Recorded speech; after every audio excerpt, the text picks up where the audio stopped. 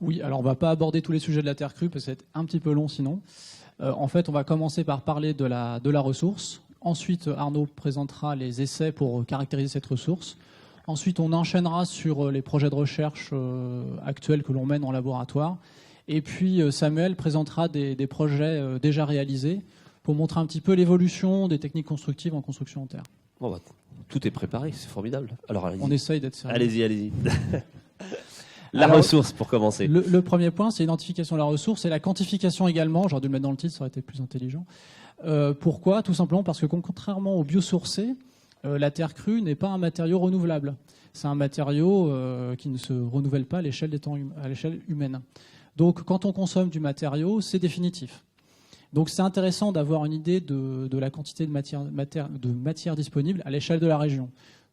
Donc pour ça, on a mené une petite étude, enfin une grosse étude en fait, en partenariat avec l'INRA de Rennes, qui a réalisé la carte des sols de Bretagne récemment, et on a croisé ça avec les données du patrimoine de la région Bretagne.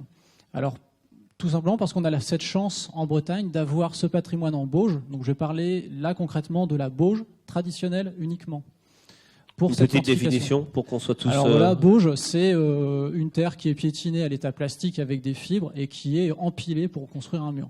C'est la technique qu'on trouve classiquement dans le bassin de Rennes. Notamment le bassin rennais, effectivement.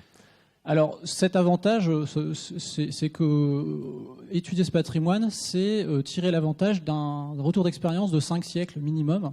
Et c'est de savoir aussi où ça se trouve, puisqu'on imagine que les maisons ont été construites sur un terrain où il y avait de la matière première à disposition. Exactement, comme c'est des terres très locales, on ne va jamais les chercher à plus d'1 kilomètre de distance. Quand on fait le lien entre la localisation d'un bâtiment ancien et la terre, on sait que c'est la terre qui est sous les pieds qui était celle qui était utilisée. Alors ça donne quoi ce croisement de cartographie là ?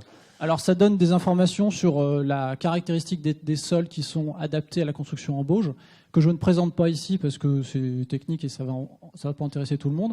Par contre, ce qu'on en retire comme information très intéressante, c'est que si on sélectionne que les très bonnes terres à bauge utilisées pour la technique traditionnelle, il y a 20% des sols de Bretagne qui sont utilisables pour cette technique-là. C'est beaucoup ou c'est pas beaucoup ? Eh ben, c'est la grande question. Déjà, en répartition géographique, ça, c'est la répartition de la terre traditionnelle. J'insiste sur le côté traditionnel. Avec les moyens modernes, on peut l'extraire des terres plus profondément et cette carte ne correspond pas à ce qu'on peut faire demain. Mais c'est intéressant de partir du bâti traditionnel. Et à partir de là, on peut estimer donc cette ressource. Alors, ça fait quoi ? Ça fait 5,8 milliards de mètres cubes de terre. Ah, vous allez au mètre cube près en plus, hein, quelle coquetterie. Ouais, alors c'est parce que on va dire que vu la qualité des calculs, il y a une grosse erreur dessus, donc c'est vraiment. J'aime beaucoup le 299. Non, pour 300 c'était trop. Bah, j'aurais bien voulu arrondir, mais bon, j'ai voulu mettre en fait tous les chiffres pour qu'on voit un peu la grandeur du chiffre. C'était ça qui était intéressant. J'aurais pu le mettre en écriture scientifique, mais c'était un peu plus barbant. Ça fait 7,5 tonnes de terre. Donc ça, c'est la super terre qu'on peut utiliser pour faire de la bauge traditionnelle sur toute la région Bretagne. Mais alors ça parle pas, ces chiffres, ils sont un petit peu démesurés, donc j'ai fait quelques petits calculs. Si on prend les bâtiments déjà construits en terre en Bretagne, les anciens ont consommé pendant plusieurs siècles 0,04% de cette ressource. Il y a de la marge. Hein. Donc on a de la marge. Le nombre de bâtiments réalisables, si on utilisait l'intégralité de cette ressource à l'échelle de la région Bretagne, c'est 75 millions de logements. En 2013, il y en avait 1,8 million. Ça veut dire que si on avait tout construit en bauge en Bretagne, on aurait consommé 2,4% de la ressource. C'est pour montrer un petit peu. Donc effectivement, vous répondez bien à la question. Voilà. C'est pas mal finalement. Le stock, il est énorme, surtout que j'insiste, c'est la super terre à bauge. Il y a plein d'autres terres qui sont utilisables pour la bauge traditionnelle, et en plus, il y a d'autres techniques de bauge qui sont maintenant plus modernes, et puis il y a d'autres techniques que la bauge. Donc ça veut dire que construire en terre aujourd'hui en Bretagne, la ressource, le problème ne se pose pas. Et il se pose surtout pas du fait qu'aujourd'hui, on extrait des quantités phénoménales de terre avec les chantiers du BTP et que la ressource, elle est déjà disponible. Et cette ressource, elle est mise en décharge. Il n'y a qu'à se baisser pour la ramasser presque. Il y a qu'à demander aux terrassiers de venir gratuitement déposer la terre sur le chantier parce qu'eux payent pour la mettre en décharge et on peut la récupérer gratuitement. Oui, il y a du circuit court à l'horizon là. Exactement. Donc du coup, si on prend les terres... Les terres non polluées qui sont mises en décharge en carrière, donc c'est des chiffres par année, hein, c'est sur un an, ça représente 2 800 000, etc., tonnes de matériaux. J'applique à ça un facteur de 20%, puisque j'ai calculé qu'en moyenne, il y avait 20% des terres qui étaient super bonnes pour faire la bauge traditionnelle. On obtient 565 000 tonnes de terre. Avec ça, on peut construire 5 657 logements, pour être précis. Et en fait, en 2013, il y a eu 12 000 logements de construits en Bretagne. Ça veut dire que concrètement, la part de marché qui aurait pu être prise par la bauge traditionnelle, juste en recyclant les terres qu'on a mis en décharge, ce serait 45%. Donc tous ces chiffres, ils ont une valeur... c'est un peu théorique quand même, voilà. Mais ça donne un ordre de grandeur. Oui, la seule chose qu'il faut retenir de tout ça, c'est que si, au lieu de mettre à la poubelle les terres qu'on met à la poubelle aujourd'hui en Bretagne, on les utilisait, on pourrait faire déjà un bâtiment sur 2. C'est un message fort là que vous nous donnez cet après-midi. Et que si en plus on allait plus loin en essayant d'optimiser l'utilisation des terres, on pourrait aller à 100% sans problème. Donc ça, c'était pour l'ordre de grandeur des matériaux. Maintenant, la caractérisation du matériau. Et c'est avec Arnaud Perrault, de l'Institut de recherche du Puy-de-Dôme. Merci. Alors, du coup, si on veut aller dans l'optique justement de l'optimisation du matériau... Parlez bien dans le micro, tout près. Oui. Tout près. Si on veut aller dans l'optique de l'optimisation du matériau, si on veut vraiment profiter de la capacité de la terre à être utilisée en structure, on va devoir la caractériser, puisque la terre, c'est un matériau qui est hétérogène. Et ce qui est important au niveau de la terre, c'est de connaître la capacité des matériaux, des grains qui sont fins, l'argile. Cette argile-là, elle peut être de différentes natures et elle peut avoir différentes proportions. Et cette proportion, cette nature de l'argile vont avoir directement les répercussions sur la technique utilisable pour mettre en place de façon plus efficace la terre, comme la bauge par exemple, la technique de la bauge. Aussi, ça va avoir des répercussions sur la résistance mécanique maxi qu'on va pouvoir obtenir. Et justement, si on veut aller plus loin, il faut pouvoir justement avoir ces informations. Il y a aussi quelque chose d'un petit peu de stratégique, de vraiment très important, c'est la présence ou non d'argile gonflante. Donc, c'est pas une insulte, hein ? Non, pas du tout. Enfin, quoi qu'elle peut avoir quand même pas mal de problèmes et qu'elle peut être vraiment lourde, cette argile gonflante, parce qu'elle a des propriétés en fait vraiment très très sensibles avec l'eau, ce qui fait que si on construit avec une argile de ce type, avec le séchage, on va avoir un retrait très très important qui va aboutir à une fissuration du matériau. Donc c'est vraiment quelque chose qu'on veut éviter. Et si par malheur on tombe sur cette terre-là, il peut y avoir des désastres très rapides. Exactement. Alors heureusement en Bretagne, il n'y en a pas beaucoup, mais on ne sait jamais. Donc pour essayer de tirer le maximum du matériau, du coup, voilà, je ne vais peut-être pas rentrer dans les détails, j'avais mis ça, mais on ne va pas forcément avoir le temps. C'est tous les outils qui peuvent nous servir ici. La granulométrie pour avoir recherché les tailles de grains qui sont présentes. Le diffractomètre de rayon X pour savoir quel type d'argile on utilise, quel on a en place, et d'autres essais qui nous permettent de savoir la nature de la terre qu'on utilise. Donc voilà, et d'autres essais ensuite qui nous permettent d'avoir la capacité de résistance de la terre. Voilà, c'est ce qu'on a au laboratoire. La résistance au gel-dégel pour la durabilité, et en cas de présence d'argiles qui ne sont pas sympas, les argiles gonflantes, les fissures qui apparaissent ici, vous voyez. Donc des études de retrait, on appelle ça retrait, pour savoir si au niveau dimension, lors du séchage, on risque d'avoir des fissures qui apparaissent sur le matériau terre. Donc là, dans la stratégie d'optimisation, on a différentes pistes qu'on utilise actuellement pour essayer de mettre en place des stratégies de valorisation de la terre en fonction de leur nature pour arriver à des résistances de blocs terre, de terre coulée, qui sont de l'ordre de grandeur de ce qu'on pourrait avoir avec des blocs béton, par exemple. Donc, voilà, c'est la recherche pour demain, les pistes de recherche. Donc déjà, quelque chose de très simple. On a une terre, on a plein de tailles de grains différentes. Et si on reprend ce qui a été fait sur le béton, on se rend compte que si on optimise la distribution de tailles de grains, c'est-à-dire on a des grains fins, on en met des plus gros, du sable, puis encore des plus gros, du gravier. Et si on ne laisse pas de trous dans la répartition de tailles de grains, on optimise la résistance du matériau. Donc vous voyez ici, il y a une terre seule, c'est les points noirs. C'est la résistance en fonction de la densité. Si on a une terre simple, on n'arrive pas à avoir des grandes densités. Maintenant, si on corrige en rajoutant par exemple du sable et ensuite du gravier, on arrive à monter en densité et ensuite en résistance mécanique. Et là, on est au-dessus de plusieurs MPa et donc on est de l'ordre de grandeur de ce qu'on pourrait avoir avec des blocs béton par exemple. Donc c'est assez intéressant, c'est une piste de valorisation qui est assez simple à mettre en place et on a le recul nécessaire pour le faire. Une autre piste de valorisation, d'optimisation du comportement mécanique, c'est d'utiliser des renforts biosourcés, qui sont des fibres ou qui sont des tissés. Tiens, on va retrouver des matériaux dont on a peut-être parlé ce matin. Tout à fait, là c'est des fibres de lin ou des toiles de jute ou des toiles de fibres de lin qui sont utilisées pour pouvoir augmenter la résistance mécanique. Alors il y a une courbe qui est présentée qui montre deux choses. On augmente la résistance par 2 quand on met un certain volume de fibres dans le béton. Et aussi, on augmente la résistance à la rupture. Donc encore, comme la paille, comme le béton de chanvre, c'est des matériaux qui sont intéressants pour tout ce qui est sollicitation de type sismique ou dynamique. Donc c'est quelque chose qui est très bien. Oui, c'est prometteur. Voilà. Aussi pour la terre, il y a quelque chose sur lequel on ne peut pas trop rivaliser, c'est la productivité par rapport à la maçonnerie classique en béton. Par rapport à du béton coulé, où on va venir mettre un coffrage, couler, et le soir c'est fini.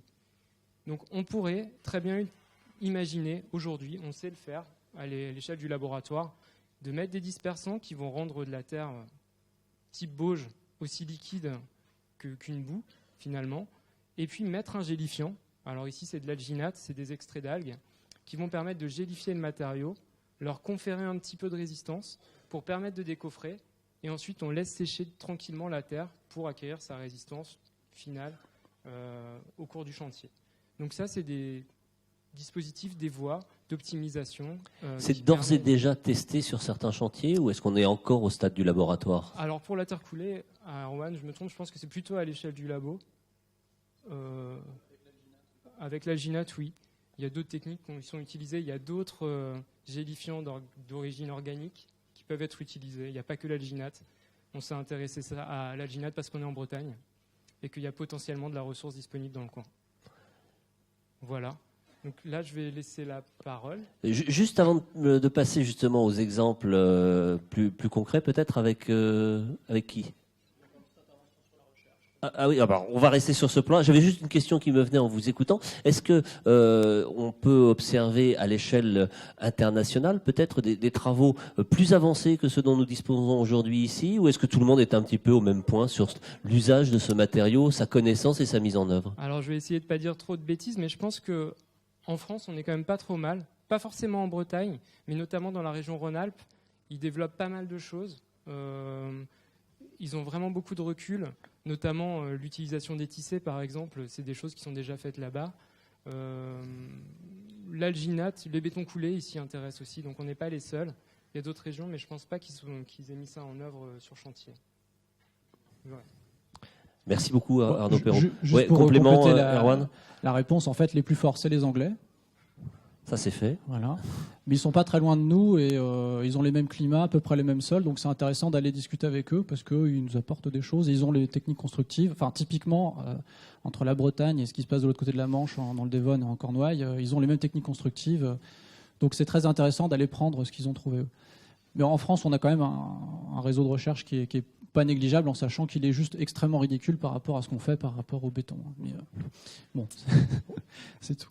Donc, alors, c'est quoi une démarche performantielle ? Alors justement, on va parler de ça. C'est que je vais présenter une seule diapo des recherches qu'on mène à Livestar. On pourrait parler de pas mal de choses, mais c'est ce qui me semblait le plus important à dire devant des professionnels.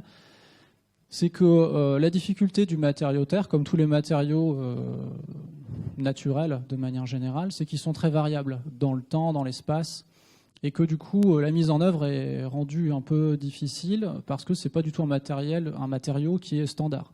On n'a pas toujours les mêmes performances entre un chantier et un autre. Alors l'idée, c'est de pouvoir utiliser au maximum les terres disponibles localement. C'est quand même pour ça qu'on essaie de travailler. Et pour ça, il faut s'adapter aux terres à chaque fois. Et la seule manière qu'on a de s'y adapter à chaque fois, c'est de faire des essais et de vérifier la performance de ce qu'on a fabriqué sur chaque essai. C'est la démarche qu'on a adoptée pour le travail sur les endus sur support terre. Donc, alors c'est pas marqué Livestar, c'est marqué ENTPE, mais à l'époque je travaillais l'ENTPE. Mais du coup, l'idée c'est de se baser sur les essais que font les maçons sur chantier, de regarder ça d'un point de vue scientifique en se disant est-ce que ça a un sens, est-ce que ça n'a pas de sens, et puis de proposer ces essais pour valider et donner des outils de vérification de la performance aux maçons directement sur chantier. Ce qui fait qu'un maçon va pouvoir mettre en œuvre son enduit comme il le souhaitera. Alors il ne met pas de ciment quand même, ça on l'a dit dans les règles professionnelles. mais il peut prendre le mélange qu'il souhaite. Mais pour peu qu'il résiste à 2 essais, un essai de fissuration, un essai de cisaillement, qui a été standardisé entre guillemets au laboratoire. Et c'est pas fait en l'air, c'est qu'il y a une publication scientifique dans une revue à comité de lecture internationale, donc ça veut dire que c'est évalué par les pairs, quoi. C'est pas deux maçons dans leur coin qui ont décidé de faire ça, ça a été validé par un laboratoire.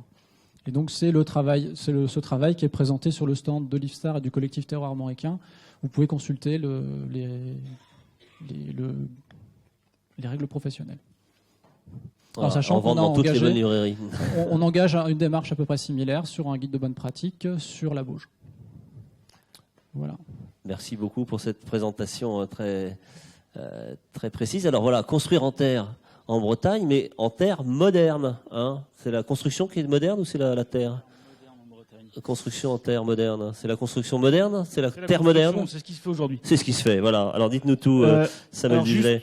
Oui, collectif terror armoricain, c'est pas un nom que j'aime bien. C'est en fait le réseau plus que régional, c'est pour ça qu'on a mis armorique, qui regroupe un maximum de professionnels de la construction en terre crue, donc et en maîtrise d'œuvre et en réalisation. Moi, je suis maçon. Et du coup, on travaille notamment sur la mise en place de guides de bonne pratique sur la construction en bauge, qui est la technique locale. Donc on a marqué moderne là parce que on va pas revenir donc sur le patrimoine qui s'est fait depuis très longtemps. C'est un gros marché pour les constructeurs actuellement qui est la rénovation du patrimoine. Et donc j'ai essayé de faire rapidement voir ce qui s'est passé sur les 30 dernières années, les 20 dernières années, enfin ouais presque 30, 25. En construction contemporaine et voir un peu les évolutions. Donc là, on est à Romillé, près de Rennes. C'est à côté de Rennes. Donc là, c'était commandité par l'OPAC, porté par Dominique Urien, architecte. Et en fait, donc là, c'est une autre technique que la technique locale, qui s'appelle du pisé. Donc c'est une technique importée de Rhône-Alpes. À cette époque-là, on était beaucoup sur le renouveau de la construction en terre. Et en fait, ça consistait donc un peu ce qu'a raconté Marc. C'est-à-dire que là, la terre était corrigée granulairement, donc amendée en sable, en gravier, stabilisée au ciment, compacté au fouloir pneumatique. Donc on mettait un maximum de technologie pour avoir confiance sur un résultat qui pourrait tenir. Voilà, fallait se rassurer. C'était le renouveau de la construction en terre, donc on faisait une terre très moderne. Donc voilà, ce projet, il n'a pas trop de pathologie, il est toujours là, il fonctionne bien, donc c'était l'OPAC. Oui, l'avantage, c'est qu'on a du recul là, maintenant sur son mode de fonctionnement, il n'y a pas de souci. Il n'y a aucun souci. Alors après Romillé, voilà. Salvatierra. 10 ans plus tard, donc il y a eu tout un développement de ce marché-là. Donc c'était Jean-Guy Aurel, que connaissent certaines personnes ici, qui fabriquait des blocs de ce qu'on appelait la bauge préfabriquée. Parce qu'en fait, un des gros soucis qu'on a sur la construction en bauge, en dehors de son image très traditionnaliste, très lourde, c'est qu'on a des problèmes d'organisation de chantier et de temps de séchage. Voilà. Donc il y a eu mise au point de blocs de bauge préfabriqués qui permettaient de préfabriquer des éléments de construction et du coup d'avoir une réalisation de chantier relativement rapide. Voilà. Donc il y a eu tout un développement de projets à cette époque-là, dont celui-là qui était, je pense, un peu le plus gros qui s'est fait avec les blocs de Jean-Guy Aurel, qui à l'époque avait fait aussi l'objet d'un ATEX, donc un avis technique expérimental. C'était un prototype, clairement. Voilà. Cet immeuble Salvatierra, il était observé d'ailleurs au niveau même, je crois, national, comme étant l'occasion de voir ce que ça allait donner. Voilà. Donc c'était intéressant, ça a été un temps. Depuis, Jean-Guy Aurel est décédé malheureusement, et puis c'est vrai que ça a un peu passé. Mais ça a permis de relancer un petit peu ce qu'on appelait la bauge, avec un dérivé qui permettait de s'organiser mieux, avec quand même du stabilisant, parce qu'il y a plein de problèmes techniques pour faire des blocs de bauge préfabriqués, donc c'est avec du ciment ou un liant hydraulique. Donc ça permet, en technifiant la terre, de résoudre les problèmes organisationnels. D'accord ? Alors, saut de 10 ans, on arrive en 2010, sur un autre projet, où là, finalement, donc on est toujours à Rennes, notamment donc, l'entreprise La Maison en Terre, Grégory Bozzi, a réalisé le chantier en bauge. Alors, à cette époque-là, il avait fait 2 chantiers, un chantier en pisé juste avant et ce chantier-là en bauge. Donc le pisé, technique Rhône-Alpes, technique technifiée, il s'est rendu compte qu'il fallait beaucoup amender la terre, etc. Il a fait ça qui est finalement très traditionnel, très manuel, beaucoup de choses manuelles, très bouseux, très terreux. Et finalement, pour se rendre compte que ça marche très très bien, parce que les terres sont faites pour ça. Donc le chantier s'est bien déroulé. Au niveau des rendements, et donc du coup, parce que c'est le gros problème qu'on a au niveau de la terre, c'est qu'on a des temps de mise en œuvre assez importants. Donc des temps de séchage aussi. Et puis temps de mise en œuvre, il faut payer la main d'œuvre en France. C'est vrai, vous avez raison de le rappeler. Et du coup, il s'est retrouvé économiquement à repasser sur la technique traditionnelle parce que finalement la terre demande ça. Et là, on n'est plus du tout sur de la terre stabilisée, corrigée, etc., utilisée brute. Donc elle est amendée en fibre généralement, la technique de la bauge. Et on fait un mur traditionnel en répondant aux contraintes contemporaines qu'on a en tant qu'entreprise. Et ça fonctionne bien. Voilà, c'est un centre sportif. C'est Yves-Marie Morer et Catherine Proulx, les architectes, qui ont conçu cette réalisation. Et dernier projet que j'ai... Tout récent, celui-là. Voilà, c'est le plus récent que j'ai dans la présentation. On a essayé de faire court pour avoir un peu de temps d'échange, parce qu'il y a pas mal de questions sur la Terre. Alors, là, c'était à Bouvron, donc c'est Loire-Atlantique, enfin, c'est pas très loin. C'est une école, et du coup, hors zone traditionnelle de la Bauge. Et du coup, la terre qui se situait, donc c'était un peu ce que disait Erwan tout à l'heure, c'est qu'il y a 20% de terre à Bauge, mais les 80% qui restent ne sont pas forcément inutilisables. Là, l'enjeu, donc je ne l'ai pas dit, la plupart des projets, les terres sont locales. Là, l'enjeu, c'était de prendre la terre sur place, qui n'est pas du tout une terre à Bauge, et en fait, trouver une solution de mise en œuvre qui permette de répondre aux contraintes du projet avec la terre du lieu. Donc c'est là que se met en place le partenariat qu'on a notamment avec Livestar, qui est membre du collectif terro-armoricain, et qu'on travaille sur cette démarche performantielle, c'est-à-dire mettre au point une technique de construction qui permette de répondre au chantier avec la terre qu'on a sur place. Donc des adjuvants, des... Non, c'est des modes de mise en œuvre. Ça joue sur la teneur en eau, compression, pas compression, banchage, pas banchage, rapidité de mise en œuvre, taux de mélange, etc. On travaille que la terre. Il y a plein de façons de la travailler et il y a des modes de travail de la terre qui permettent d'atteindre des résistances différentes et des temps de mise en œuvre différents. Donc tout est adaptable au projet. Et ce qu'on essaie de mettre en place, enfin qu'on met en place, notamment dans les partenariats avec les laboratoires de recherche, c'est pour ça qu'on intervient ensemble, et puis par la mise en place des guides de bonne pratique, c'est comment mettre en place des essais de terrain qui permettent de mettre au point des techniques de construction, les essayer, faire un partenariat avec un laboratoire qui, lui, peut faire les mêmes essais en laboratoire pour valider une technique permettant de répondre à un projet. Mettre en place ça, donc c'est tout ce qu'on appelle la démarche performantielle. Donc ne pas imposer des manières de faire, mais des résultats à atteindre qui sont propres à un projet. Ça permet de laisser une grande liberté de travail et du coup de pouvoir s'adapter aux terres qu'on a et de ne pas être obligé d'aller chercher de la terre à Rennes si on bosse à Bouvron. Voilà. Donc là, c'est les travaux qu'on fait, qui devraient se concrétiser notablement par les guides de bonne pratique qu'on met en place là. Et puis, on va continuer les travaux de recherche. C'est super intéressant là, avec Erwan, Amar et Livestar. C'est vrai qu'on a monté un partenariat entre maîtrise d'œuvre, réalisation et laboratoire de recherche qui fait des allers-retours. Nous, on alimente. Donc vous posez vos questions, vous leur montrez vos besoins. Voilà. En labo, ils trouvent les bonnes formules. Et on avance en concordance. Et du coup, c'est vrai que ça fait quelque chose qui est quand même vraiment intéressant. Les prochains chantiers, les prochaines étapes, vous avez déjà identifié des grands enjeux dans les 2-3 ans qui viennent ? Des grands enjeux. En fait, la terre, là, c'est un peu. Donc ce que fait Erwan avec la carte, c'est essayer de démontrer. En fait, on a beaucoup de choses de démonstration, de montrer aux gens, ça peut se faire, c'est pas grave, ça coûte pas super cher, ça fond pas dans l'eau, c'est pas. Faut passer à l'échelle, quoi. Ça marche. Que ça se diffuse. Après, il faut juste convaincre les gens, convaincre les maîtres d'ouvrage que ça peut marcher. Et puis à côté de ça, nous, on a tout un travail derrière, donc de mise en place de guides de bonne pratique, etc., qui permettent aussi de travailler du côté des assurances pour petit à petit que ça soit plus facile. Parce que pour l'instant, c'est souvent des choix qui sont motivés au niveau de la maîtrise d'œuvre, au niveau de la réalisation. C'est des vrais choix de construire en terre. Mais plus ça va, plus c'est facile. Ça, c'est la bonne nouvelle. Oui. On est de plus en plus nombreux et c'est du coup de plus en plus facile. Les freins sont de moins en moins importants, en fait. Ouais. Alors, je pense que vous avez des questions. Moi, j'en ai une qui me vient spontanément.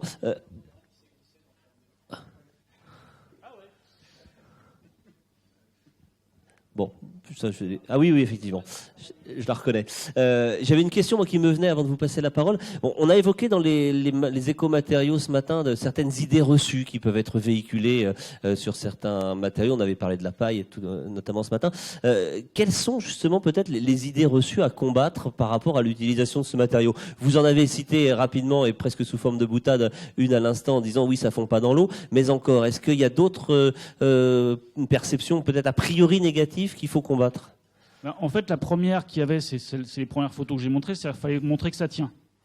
Donc on mettait du ciment dedans, on l'écrasait bien fort, on mettait une grosse compression parce que ça tenait pas la terre, ça fondait dans l'eau, etc. Je pense qu'on a pas mal dépassé ça, les gens commencent à voir que les bâtiments existent. Et du coup, le vrai frein qu'on a aujourd'hui, c'est « ouais, mais ça coûte trop cher ». Et moi, la seule réponse que j'ai à chaque fois, mais demandez un devis, on va vous faire un devis, vous allez voir si c'est trop cher ou pas. parce que c'est un faux problème. On arrive à faire de la terre et on arrive à monter des projets, à passer sous les 1500 € du mètre carré sur de l'ERP, avec de la terre. C'est des problèmes de conception aussi. D'accord ?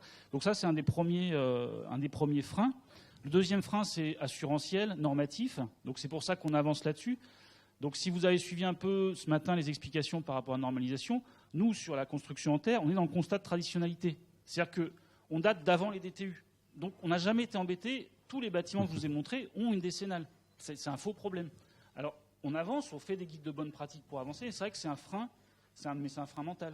Et les qualités intrinsèques en termes d'hygrométrie, de résistance, de qualité justement d'absorption des chocs thermiques, etc. On imagine qu'on doit être bien loti avec ce type de système constructif. Alors, ça s'est beaucoup développé. Donc, Loire-Atlantique, c'est l'Académie de Nantes, pour justement la gestion des qualités de l'air intérieur des écoles. C'est-à-dire que ça régule très bien l'hygrothermie à l'intérieur. Donc ça fait un air plus sain et ça régule les écarts de température. Donc c'est vrai que c'est très agréable à vivre.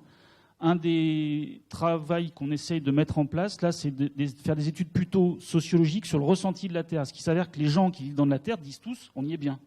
Sauf si on est monté sur un marécage et que ça prend l'eau. C'est feng shui, la Terre. On ne sait pas ce que c'est. Les gens s'y sentent bien, mais quand on regarde avec les chiffrages de température, de vitesse d'air, d'hygrométrie, etc., ça ne donne pas des résultats qui nous permettent de comprendre pourquoi les gens se sentent vraiment bien. Donc on voudrait basculer sur une étude sociale pour savoir pourquoi les gens se sentent bien. Bon, voilà, un contrat pour notre ami Stéphane Chevrier. Peut-être aussi le son, oui, l'acoustique. Des questions dans la salle, des témoignages, des commentaires. Oh là là, les mains se lèvent, c'est formidable. Allez, on commence avec vous. Bonjour, oui, je vais juste rebondir sur la dernière réflexion. On a exactement le même problème dans le bois, c'est que le meilleur argument commercial pour nous, c'est d'être présent quelques minutes dans une maison bois et de ressentir le confort que ça apporte. On ne sait pas le prouver par les chiffres, on ne sait pas le démontrer en thermique, c'est très compliqué. Mais qu'est-ce que c'est bien. Et c'est pareil avec le bois, et c'est pareil avec le béton de chanvre. Donc tous les matériaux biosourcés, il y a peut-être quelque chose à faire ensemble pour ça. Avec les écomatériaux, je suis zen, voilà. Alors, vous êtes de l'autre côté, c'est ballot ça. Bon, je fais le tour.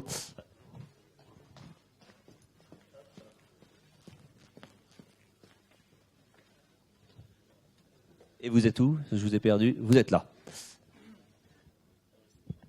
Bonjour, Fabrice Delino, région Bretagne.